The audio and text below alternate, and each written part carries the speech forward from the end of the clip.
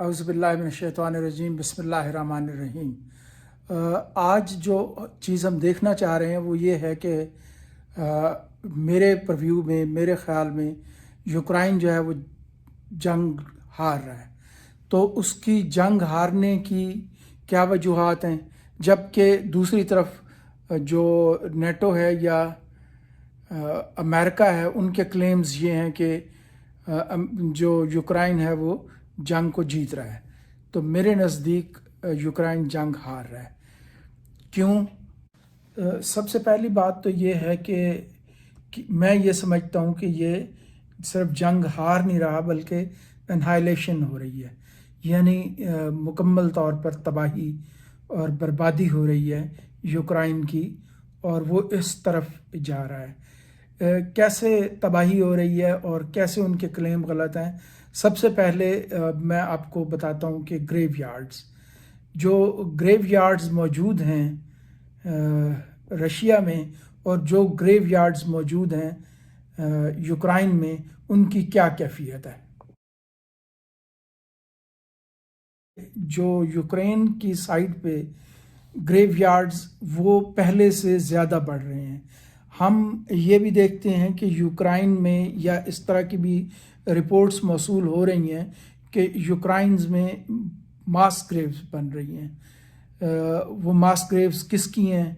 यकीनन वो सोल्जर्स की हैं या वो लोग जो जंग में मारे जाते हैं उनकी है। एक और फैक्टर जो बहुत इम्पॉर्टेंट है, जो कि वर्ल्ड वार 2 की ग्रेव्स थी, वो जो ग्रेव यार्ड्स थे, वो जो कब्रिस्तान थे जो कि वर्ल्ड वार 2 के दौरान बनाए गए थे, हमें किसी जगह पर यह भी नज़र आता है कि या रिपोर्ट्स आती हैं कि उनमें उनको जो है वो दोबारा डिग करके उनमें से जो हड्डियां हैं वो एक तरफ करके और उसमें रीबरियल की जा रही है, लोग दोबारा दफनाए जा रहे हैं। तो ये एक ऐसा फैक्टर है, जबकि हम रशिया की साइड पर ऐसी कोई चीज़ नहीं देख रहे। जो ये फैक्टर है वो ये बताता है कि इनफैक्ट जो डेथ्स हो रही हैं वो इधर बहुत ज़्यादा हैं, जबकि जो यूक्रेन की तरफ, जबकि जो रशिया की तरफ डेथ्स हैं वो रिलेटिवली कम है।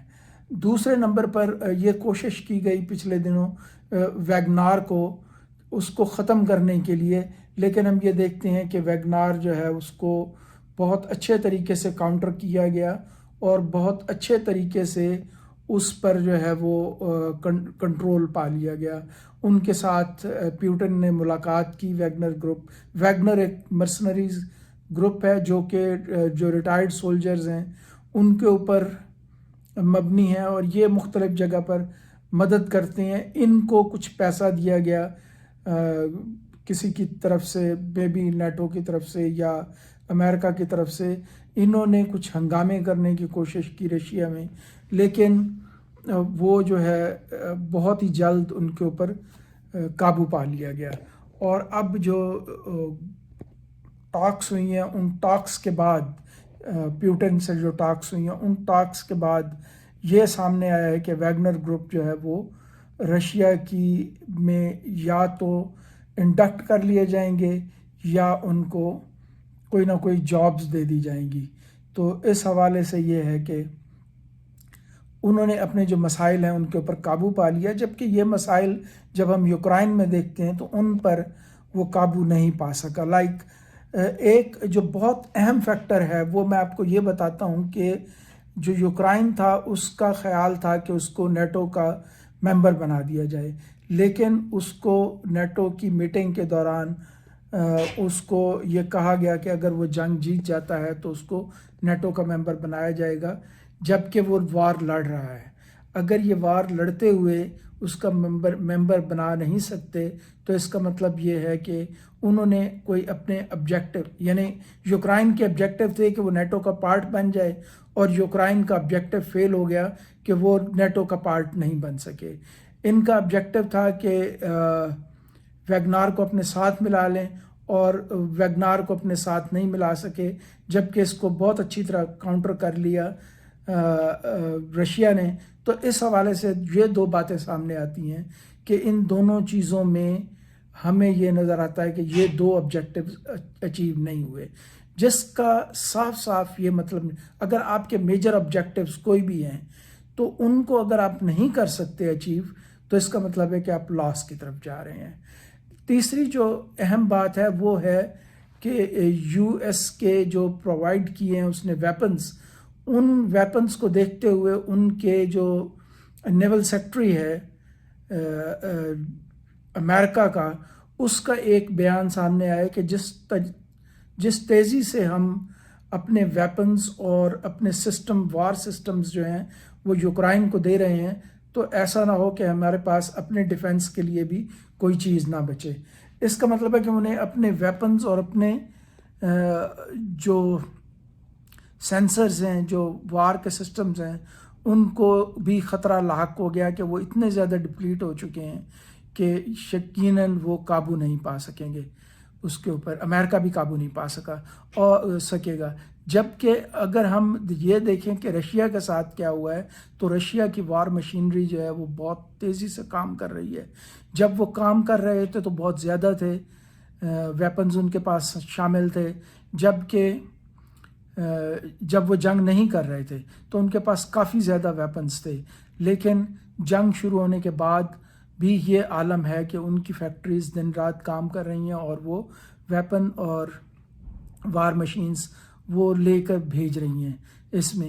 تو اس لحاظ سے ہم دیکھیں کہ یہاں پر جو ہیلپ کی جا رہی تھی یوکرائن کی، وہ ہیلپ بھی فروٹفل ثابت نہیں ہو رہی. جو ویپنز اس کو دیے جا رہے تھے وہ ضائع کیے جا رہے ہیں. ایک بہت اہم اور بھی خبر آئی ہے کہ کلسٹر بم دیے جا رہے ہیں امریکہ کی طرف سے یوکرائن کو، اور حیران کن خبر یہ ہے کہ وہ کلسٹر بم ویسے تو یوز نہیں کرتے، منع ہوتا ہے یہ کلسٹر بم، اور یہ ایک بال کی طرح کی چیز ہوتی ہے، لیکن یعنی بہت چھوٹا سا آبجیکٹ ہوتا ہے. لیکن یہ ہوا کہ یہ کلسٹر بم جو ہے باہر جو بلیک مارکیٹ ہے اس میں بھی بکتے ہوئے نظر آئے ہیں. اس کا مطلب یہ ہے کہ مطلب جو یوکرائن ہے وہ صحیح طریقے سے ویپنز کو یوز نہیں کر سکا. یہ انفیکٹ ڈیسیژن میکنگ ٹول ہے جو کہ آپ کو اکانومیز میں بھی یوز ہوتی ہے، اور اس کو تقریباً یہ دنیا کے ہر فیلڈ میں یہ یوز ہو رہی ہے، اور خاص طور پر وار میں بھی. اس میں جو وار ڈیسیژن میکنگ ہے وہ بھی اس سے کی جاتی ہے. تو اگر ہم وار ڈیسیژن میکنگ میں گیم تھیوری کے آسپیکٹ کو رکھیں اور یہ جو میں نے فیکٹرز بتائے ہیں ان فیکٹرز کو ایز اٹ از سامنے رکھتے ہوئے نکالیں تو گیم تھیوری بھی یہ پریڈکٹ کرتی ہے کہ جو یوکرائن ہے وہ ہار کی طرف جا رہا ہے. یعنی یہ صرف زبانی کلامی باتیں نہیں ہیں، اس کو جو اسٹیٹسٹیشینز ہیں، جو میتھمیٹیشینز ہیں، وہ بھی اس کو ثابت کرنے کی کوشش کر رہے ہیں. یعنی جو سائنٹیفک لوگ ہیں وہ بھی کہتے ہیں کہ ہم جو یوکرائن ہے وہ it will not able to survive the war, تو وہ جیتے گا نہیں، وہ ہارے گا. تو خاص طور پر اس کے لیے پولینڈ کو وہ کیا جا رہا ہے. پولینڈ نے اپنی فورسز بیلاروس میں لگائی ہوئی ہیں، اور بیلاروس میں جو ہے وہ میں نے آپ کو پہلے بھی بتایا ہے کہ رشیا نے نیوکلیر میزائل بھیج دی ہیں جو کہ ایک بہت زبردست قسم کا کاؤنٹر میئر تھا. تو ان چیزوں کو دیکھتے ہوئے اگر خدا نخواستہ بیلاروس پہ اٹیک کرتا ہے پولینڈ تو پولینڈ بھی نقصان میں جائے گا. اور ایک جو سب سے اہم فیکٹر ہے وہ الائز کا ہے کہ ہم یہ دیکھتے ہیں کہ الائز اس سے پہلے کتنے تھے، رشیا کے اور یوکرائن کے کتنے تھے یا امریکہ کے کتنے تھے، اور یہ اپنی پالیسی میں یا نیٹو کے اس میں کتنے تھے. تو نیٹو کے ساتھ ساتھ برکس بننے کا میں نے آپ کو پہلے بتا چکا ہوں، میری ویڈیوز دیکھ لیں اس میں بھی. لیکن یہ دیکھتے ہوئے کہ برکس جو ہے وہ بہت تیزی سے بڑھ رہا ہے اور بہت سارے لوگ چاہتے ہیں انکلوڈنگ سعودی عربیہ اور بہت سارے ملک چاہتے ہیں کہ وہ بھی اس کا حصہ بنیں. پھر ریسنٹلی جو ایک میٹنگ ہوئی ہے جو کہ جو افریقہ میں ہوئی ہے، تو SIT میٹنگ اس کو کہتے ہیں، تو یہ بھی یہ چیز بتاتی ہے کہ جس میں رشیا ایک مین پلیئر ہے، تو یہ چیز بھی ایک اور اس نے اس میں پارٹیسپیٹ کیا ہے، اور چائنا نے بھی اس میں پارٹیسپیٹ کیا ہے۔ ان چیزوں کے حوالے سے ہم یہ دیکھتے ہیں کہ یہ رشیا جو ہے اس کے الائز بڑھ رہے ہیں۔ تقریباً 53 کنٹریز ہیں جو کہ براعظم افریقہ یا افریقن کانٹیننٹ کے ہیں، وہ سارے یا زیادہ تر وہ رشیا کی طرف جا رہے ہیں۔ جیسے ہم نے دیکھا کہ is it third world war اور ناٹ، اس حوالے سے میں نے اپنی ایک یوٹیوب ویڈیو بنائی ہوئی ہے، تو وہ ہمیں یہ چیز بتاتی ہے کہ وہاں پر ویگنر کی موجودگی اور ویگنر کے اثرات یہ بتاتے ہیں کہ یہ ایک شفٹ آف بیٹل گراؤنڈ، میں نے اس میں کہا تھا کہ یہ ہے کہ جو یوکرائن کا بیٹل گراؤنڈ تھا اس کو شفٹ کر کے جو نائجر میں بیٹل گراؤنڈ بنانے کی کوشش کی جا رہی ہے، تو اور اگر یہ کوشش کی گئی تو یہ بھی ہارمفل ہوگا ورلڈ پیس کے لیے۔ اس حوالے سے ایک جو اہم پورشن تھا پارٹ ہے وہ اس طرح کا ہے کہ جو یوکرائن کے لیڈر ہے زیلنسکی، وہ ایک مطلب کامیڈین ہے، ایکٹر ہیں۔ جو ایکٹر ہے اس کی سائیکی کیا ہوتی ہے، اس کی سائیکی، جو پلیئر ہے اس کی سائیکی کیا ہوتی ہے، جو بزنس مین ہے اس کی سائیکی کیا ہوتی ہے۔ پلیئر کی سائیکی ہوتی ہے کہ وہ ورلڈ کپ جیت گیا، اس نے وکٹیں اکھاڑ دیں، اس نے گول کر دیا، تو یہ پلیئر کی سائیکی ہوتی ہے کہ وہ اس طرح کی بات کرے گا۔ اور جو ایکٹر ہوگا وہ کس طرح کی بات کرے گا کہ میں نے جو ہے ایمی ایوارڈ جیت لیا، میں آسکر ایوارڈ کا ونر ہوں، میں جو ہے وہ ٹی وی شو اور چینلز پہ کتنا آتا ہوں، میں سوشل میڈیا پہ۔ This war is not a topic of social media.